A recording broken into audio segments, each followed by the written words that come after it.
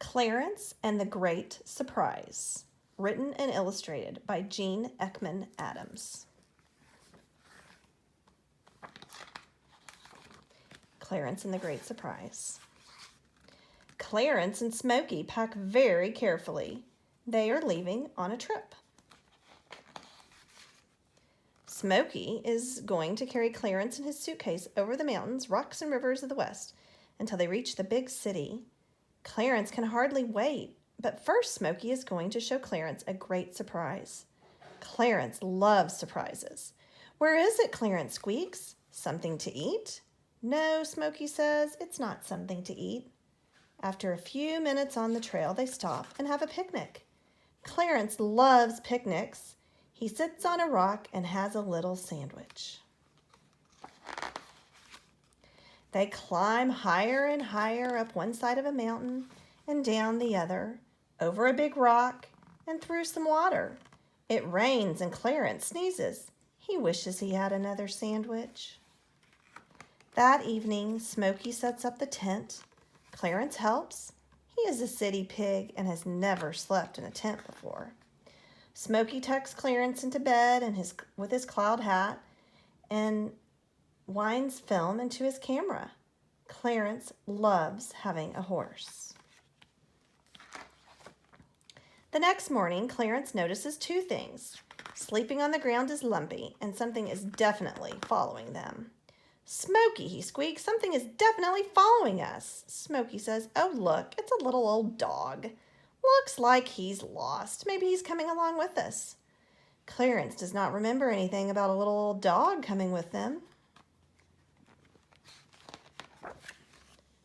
After breakfast, they decide to go fishing. Clarence has never been in a lake. The water is cold and zippy. Clarence shivers. Is this the surprise? "No, not yet," says Smoky. "The surprise is not a lake." After lunch, they take a nap. They do some cloud watching. Clarence sees one that looks like a donut. He also notices the dog makes a little humming noise. "He hums," Clarence says. "I don't think he can hear very well," says Smoky. He claps his hooves together loudly, and the dog jumps up and blinks his little eyes. Then he starts to dance. First a tango, then a hip-hop, a twirl and a slide. He even has a tiny hat. Clarence is amazed. The dog sits down and looks hopefully at Smoky and Clarence. "He is not leaving, is he?" asks Clarence. "He's happy he's coming on our trip," Smoky says.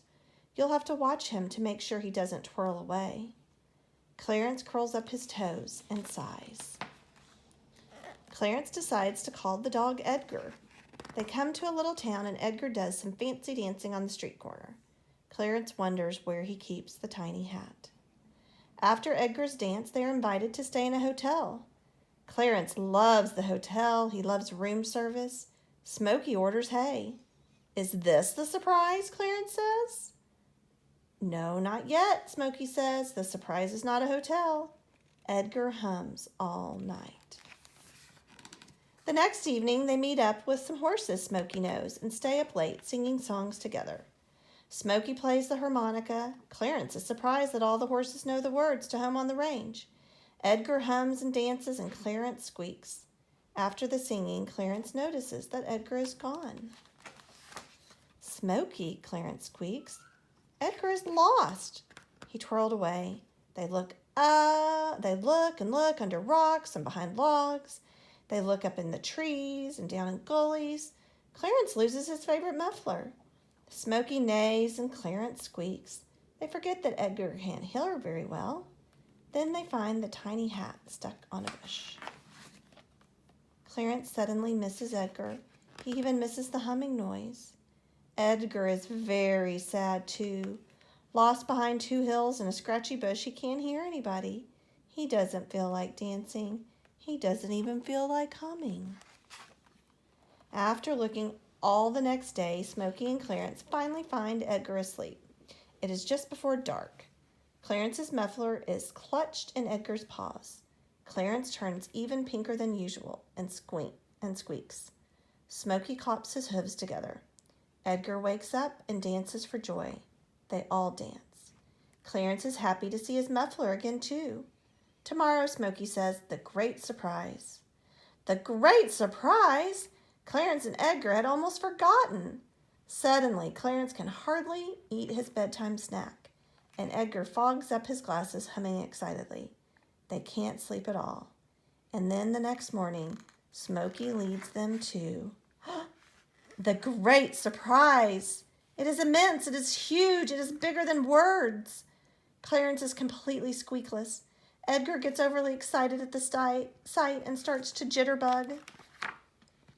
They find it hard to leave the great surprise. Sometimes we have sunsets in the city too, Clarence says timidly, only they are a lot smaller. He is quiet for a moment. You won't even twirl away. You won't ever twirl away, will you, Smoky? I will never twirl away, Clarence, promises Smoky. Clarence breathes a happy little pig sigh and curls up his toes. The end.